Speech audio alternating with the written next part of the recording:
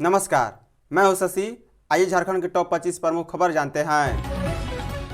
मुख्यमंत्री मैया सम्मान की 4,54,000 लाभुकों के नाम हटे। मुख्यमंत्री मैया सम्मान योजना के करीब 4,54,000 लाभुकों के नाम बीते 8 माह में हटे हैं। दिसंबर 2024 तक लाभुकों की संख्या 55,10,000 थी, जो जुलाई 2025 में 50,65,000 तक पहुंच गई है। इसमें से कोडरमा और सिमडेगा मात्र 2 जिले रहे हैं, जहां लाभुकों की संख्या में क्रमशः 6160 और 2979 की बढ़ोतरी भी हुई है। नाम हटने की कई वजह बताई जा रही है। इसमें कई लाभुकों की आयु 50 साल पार होना, कई की मृत्यु हो जाना और बैंक खाते से आधार सीडिंग नहीं करना और कई जिलों में फर्जी लाभुकों के नाम सामने आना है, जिन्हें सूची से विलोपन किया गया। इसके पीछे का उद्देश्य योजना का लाभ योग्य लाभुकों को देना है। अब बैंक खाते का KYC भी जरूरी है। महिला बाल विकास विभाग के सचिव मनोज कुमार के अनुसार फर्जी तरीके से लाभ ले रहे लाभुकों पर कार्रवाई जारी रहेगी। लाभुकों के बैंक खाते के आधार सीडिंग की जांच भी हो रही है। 50 वर्ष पार करने वाले महिला लाभुक योजना से बाहर हो रही है। महिलाओं के लिए रांची देश में सबसे असुरक्षित। महिलाओं की सुरक्षा के मामले में रांची का स्थान राष्ट्रीय औसत में सबसे नीचे है। देश के 31 शहरों में पी वैल्यू एनालिटिक्स ने महिला सुरक्षा से जुड़े सर्वे किया, जिसमें रांची का स्थान सबसे नीचे 31वां पायदान पाया गया। राष्ट्रीय महिला आयोग की चेयरपर्सन विजया किशोर राहटकर द्वारा जारी नारी 2025 रिपोर्ट में रांची से 27% महिलाओं ने कहा कि छेड़खानी की घटना होने पर वे अपना घर या क्षेत्र बदल देती है। इसमें से 9% महिलाएं अपने साथ हुए अपराध के बारे में किसी को बताती भी नहीं। रांची में महज 15% महिलाओं को छेड़खानी के खिलाफ कार्रवाई होने का भरोसा है। राष्ट्रीय सर्वेक्षण में कोहिमा में महिलाओं की सुरक्षा का स्तर 82.9% है, वहीं रांची में 56.3%। सर्वे में शामिल 38% महिलाओं ने कहा है कि सुरक्षा के लिए पुलिस की भूमिका बढ़नी चाहिए। इस संबंध में राष्ट्रीय महिला आयोग के सदस्य ममता कुमारी ने कहा है कि रांची ही नहीं, पूरे राज्य में महिलाएं असुरक्षित है। सीएम हेमंत ने कहा, बाबा दिसोम गुरुजी मेरे शिक्षक और मार्गदर्शक। शिक्षक दिवस के अवसर पर मुख्यमंत्री हेमंत सोरेन ने सभी को शुभकामनाएं दी है। उन्होंने सोशल मीडिया एक्स पर शुक्रवार को लिखा है कि शिक्षक जीवन को दिशा देने वाले दीप स्तंभ होते हैं। शिक्षक दिवस पर वे सभी गुरुजनों और शिक्षकों को नमन करते हैं। उन्होंने लिखा है कि स्मृति शेष बाबा दिसोम गुरुजी उनके शिक्षक व मार्गदर्शक हैं। स्नेह, संघर्ष, संवेदनशीलता और तटस्थता से भरा उनका जीवन उनके लिए सदैव प्रेरणा स्रोत रहा है। आज बाबा सशरीर साथ नहीं है, लेकिन उनकी सीख, उनके विचार और आदर्श हमेशा शक्ति प्रदान करते रहेंगे। शिक्षक दिवस पर सभी को अनेकों अनेक बधाई, शुभकामनाएं और जोहार। बाबा दिसोम गुरु शिबू सोरेन अमर रहे।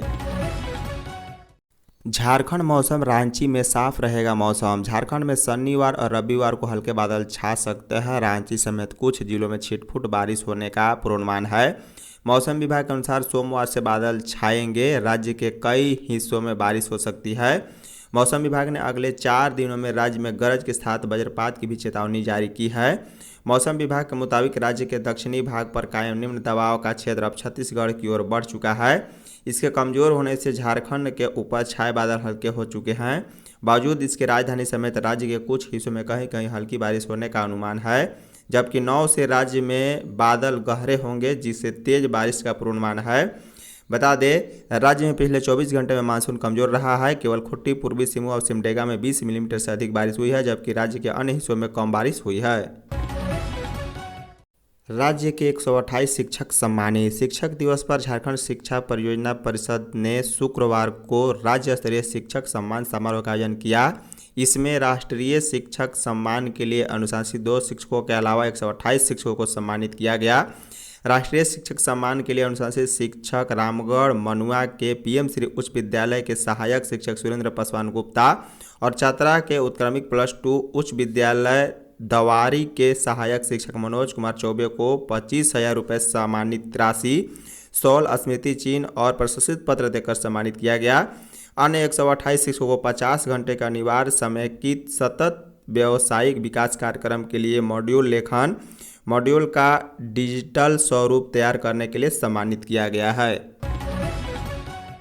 एनएसएस में जोड़े जाएंगे 25 लाख नए स्वयंसेवक। युवा शक्ति को सामाजिक दायित्वों और राष्ट्र निर्माण से जोड़ने की दिशा में राष्ट्रीय सेवा योजना एनएसएस का अहम योगदान रहा है। इसके तहत उच्च शिक्षण संस्थानों में युवाओं में नेतृत्व क्षमता, सामुदायिक सेवा की भावना और सामाजिक जिम्मेदारी को मजबूत बनाने के लिए एनएसएस को और अधिक व्यापक स्तर पर लागू करने की तैयारी है।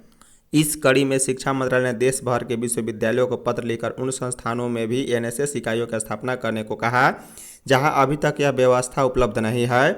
एनएसएस की शुरुआत वर्ष 1969 में की गई थी। यह वह वर्ष था जब राष्ट्रपिता महात्मा गांधी की जन्मशती मनाई जा रही थी और उनकी समाज सेवा की सोच को युवाओं तक पहुंचाने के लिए इस योजना की नींव रखी गई थी।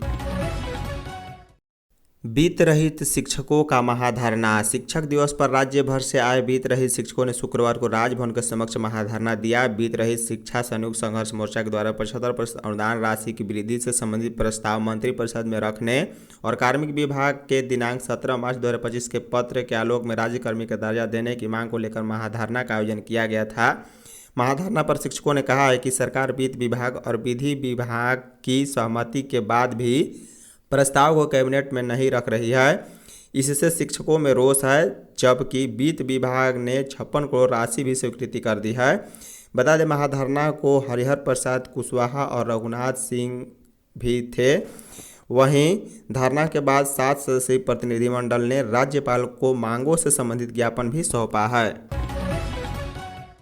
महिलाओं पर हिंसा के मामले में रांची पहले स्थान पर। झारखंड में महिलाओं के खिलाफ हिंसा के मामले में रांची पहले नंबर पर है। नेशनल क्राइम रिकॉर्ड ब्यूरो के ताज़ा आंकड़ों के मुताबिक रांची और जामताड़ा के बाद जमशेदपुर राज्य भर में तीसरे स्थान पर है। पिछले एक साल में ही 100 से अधिक महिलाएं मदद के लिए शहर के वन स्टॉप सेंटर पहुंची है। सेंटर में दर्ज शिकायतों में से करीब 89.5% मामले घरेलू हिंसा से जुड़े हैं। इनमें महिलाओं को मानसिक और भावनात्मक प्रताड़ना, मारपीट और घर से बाहर निकालने जैसी स्थितियों का सामना करना पड़ा है। बता दें, पिछले 5 वर्ष में लगभग 545 महिलाएं इस सेंटर की शरण ले चुकी हैं। मुठभेड़ में उग्रवादी शशिकांत समेत 5 पर एफआईआर। पलामू जिले के मनातू थाना क्षेत्र के केंदल गांव में बुधवार की रात पुलिस और टीएसपीसी उग्रवादियों के बीच मुठभेड़ मामले में टीएसपीसी कमांडर शशिकांत गांजू समेत 5 उग्रवादियों पर नामजद प्राथमिकी दर्ज की गई। इसके अलावा कुछ अज्ञात के खिलाफ भी केस दर्ज किया गया। मनातू थाना प्रभारी निर्मल उरांव ने बताया है कि नामजद आरोपियों में टीएसपीसी कमांडर शशिकांत गांजू, नगीना, मुखदेव यादव, रोहिणी पाहन और पत्थर शामिल हैं। बता दें कि पलामू पुलिस को गुप्त सूचना मिली थी कि टीएसपीसी कमांडर शशिकांत गांजू अपने दस्ते के साथ कर्मा पूजा के लिए केंद्र स्थित घर आया है। इसी सूचना के आलोक में पलामू पुलिस की टीम बुधवार की रात केंद्र पहुंची थी। पुलिस जब शशिकांत के घर से करीब 200 मीटर दूर थी तभी उग्रवादियों ने फायरिंग शुरू कर दी थी। पत्नी के इलाज को मजबूर पिता ने बेटे का सौदा किया। पलामू के लेस्लीगंज थाना क्षेत्र में एक गरीब दंपति द्वारा अपने बच्चे को 50,000 रुपये में बेचने का मामला सामने आया है। बताया जाता है कि उक्त दंपति ने बीमारी का इलाज कराने के लिए बच्चे का सौदा किया। बच्चे का पिता उत्तर प्रदेश के मिर्जापुर का रहने वाला है। वह यहां अपनी ससुराल के पास यात्री शेड में रहता है और मजदूरी कर अपना जीवन यापन करता है। लेस्लीगंज थाना प्रभारी उत्तम कुमार राय व लेस्लीगंज के जिला पार्षद विजय कुमार ने कहा है कि उन्हें ऐसी किसी घटना की जानकारी नहीं है। वहीं भाजपा के जिला अध्यक्ष अमित तिवारी ने कहा है कि बच्चे के पिता ने संबंधित जानकारी साझा की है। फिलहाल वे अपने स्तर से जानकारी लेने का प्रयास कर रहे हैं। भाजपा नेता ने कहा है कि उन्हें बच्चे के पिता ने बताया है कि उसकी पत्नी बीमार है। इलाज कराने के लिए उसने अपने बच्चे को दलाल के माध्यम से बेचा है। 81 शिक्षकों को राष्ट्रीय पुरस्कार। शिक्षा के क्षेत्र में अनूठी और अभिनव पद्धतियों के लिए शुक्रवार को 81 शिक्षकों को राष्ट्रीय शिक्षक पुरस्कार से सम्मानित किया गया। राष्ट्रपति द्रौपदी मुर्मू ने शिक्षक दिवस के अवसर पर विज्ञान भवन में एक विशेष समारोह में इन शिक्षकों को पुरस्कार प्रदान किया। इन शिक्षकों ने पारंपरिक शिक्षा से हटकर नए नए प्रयोग किए हैं, जिसमें कठपुतली शो से लेकर ताड़ के पत्तों के पंडुलिपियाँ बनाना और महिला सुरक्षा ऐप विकसित करना जैसी पहलें शामिल हैं। बता दें, मलकानगिरी स्थित सरकारी एनयूपीएस कोडेल स्कूल के शिक्षक ने कठपुतली शो और जागरूकता रैलियों के माध्यम से स्कूल में छात्रों की उपस्थिति को बढ़ाया था। गुरु जी को भारत रत्न के लिए पद यात्रा का शुभारंभ। झारखंड के दिसोम गुरु स्वर्गीय शिबू सोरेन को भारत रत्न देने की मांग को लेकर शुक्रवार से राष्ट्रीय युवा शक्ति के तत्वाधान में नेमरा से रांची तक पद यात्रा का शुभारंभ हुआ। पदयात्रा के पहले दिन शुक्रवार को गुरुजी के पैतृक आवास नेमरा से कार्यक्रम की शुरुआत हुई। इस अवसर पर गुरुजी की भतीजी रेखा सोरेन ने उनके घर की पवित्र मिट्टी पदयात्रा हेतु प्रदान की। साथ ही उनके पैतृक घर में वृक्षारोपण भी किया गया। इस कार्यक्रम में राष्ट्रीय युवा शक्ति के केंद्रीय अध्यक्ष उत्तम यादव के नेतृत्व में 300 से अधिक कार्यकर्ताओं ने भाग लिया। पदयात्रा का पहला दिन नेमरा से प्रारंभ होकर आज रात गोला में विश्राम स्थल पर संपन्न होगा। यह पदयात्रा 5, 6 और 7 सितंबर तक और अंतिम दिन राजभवन रांची पहुंचकर महामहिम राज्यपाल के माध्यम से देश की राष्ट्रपति द्रौपदी मुर्मू एवं प्रधानमंत्री नरेंद्र मोदी तक ज्ञापन सौंपकर गुरुजी को भारत रत्न देने की मांग रखेंगे। रविवार को लगेगा चंद्र ग्रहण। रविवार को चंद्र ग्रहण लगेगा। गणना अनुसार चंद्र ग्रहण रात 9:56 से आरंभ होकर 1:28 तक रहेगा। वहीं सूतक काल दोपहर 12:19 से शुरू होगा, जो ग्रहण की समाप्ति तक रहेगा। इसी क्रम में धार्मिक परंपरा और ज्योतिषीय मान्यताओं को ध्यान में रखते हुए देवघर स्थित प्रसिद्ध बाबा बैद्यनाथ धाम मंदिर में शाम 6 बजे तक ही जलार्पण की अनुमति होगी। 6 बजे के बाद जलार्पण बंद हो जाएगी। इसके बाद से ग्रहण की समाप्ति और शुद्धिकरण तक मंदिर में जलार्पण व विशेष पूजा अर्चना पूरी तरह बंद रहेगी। प्रशासन ने श्रद्धालुओं से अपील की है कि वे ग्रहण काल और उसके पूर्व निर्धारित समय सीमा का पालन करें और शांति एवं अनुशासन के साथ बाबा दरबार की व्यवस्था बनाए रखने में सहयोग करें। देवघर विधायक सुरेश पासवान की तबीयत बिगड़ी। देवघर के राष्ट्रीय जनता दल आरजेडी के विधायक सुरेश पासवान की तबीयत बिगड़ गई है, जिसके बाद उन्हें दिल्ली के मैक्स हॉस्पिटल में भर्ती कराया गया। फिलहाल उनका इलाज चल रहा है।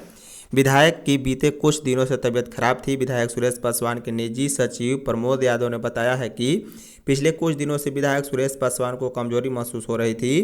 कमजोरी की वजह से वह ठीक से चल भी नहीं पा रहे थे। धीरे धीरे तबीयत खराब हो रही थी।